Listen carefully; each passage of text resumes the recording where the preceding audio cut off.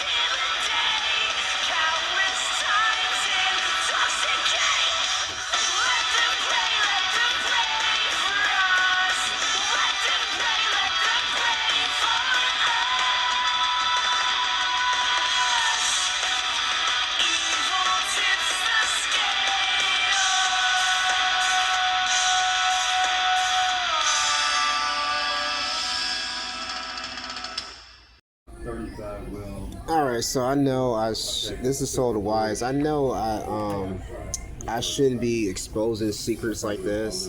But here's my formula for breeding plants. Um, Basically, I was gonna breed some black. I had black squash last year from Japan. I forgot what they're called, but I'm gonna buy some seeds.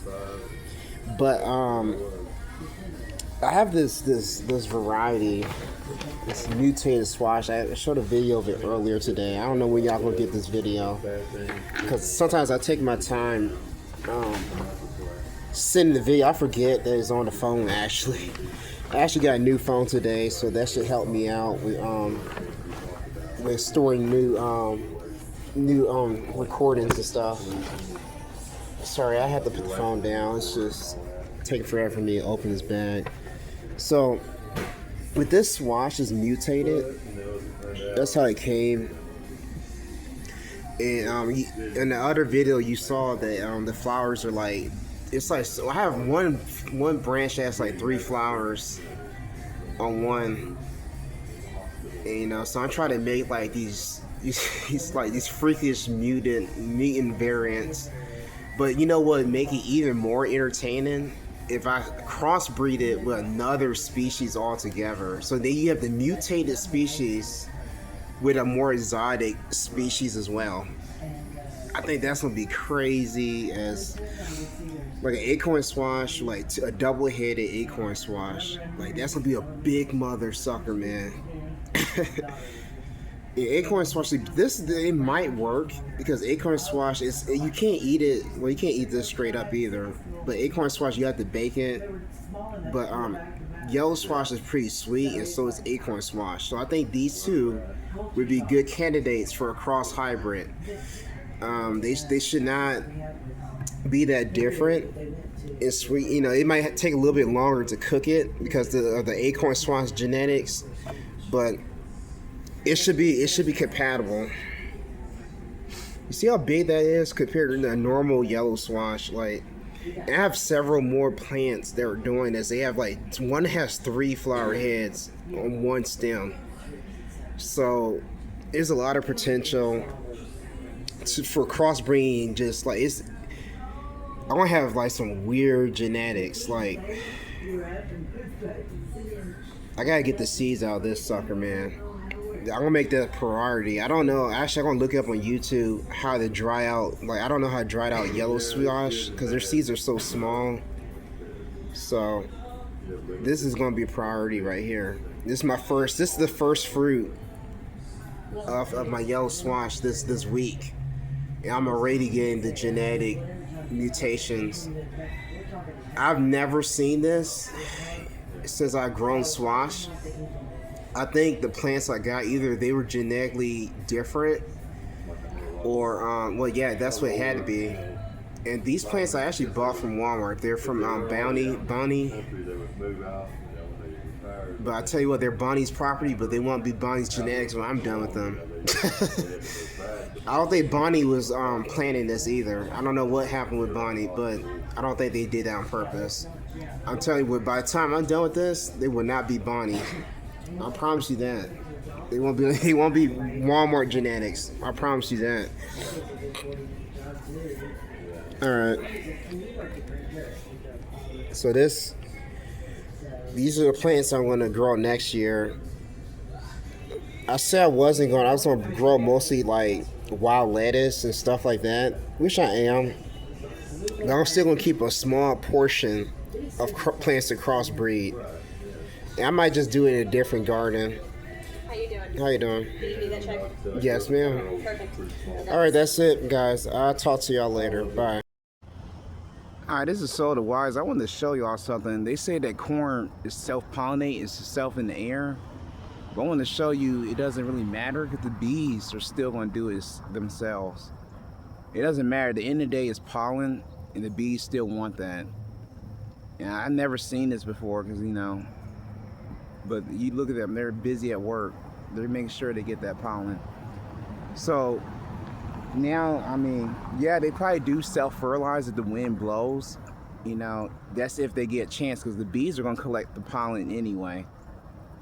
That's just something to know in the future where you plant your corn. Because bees tend to go to the same plant anyway.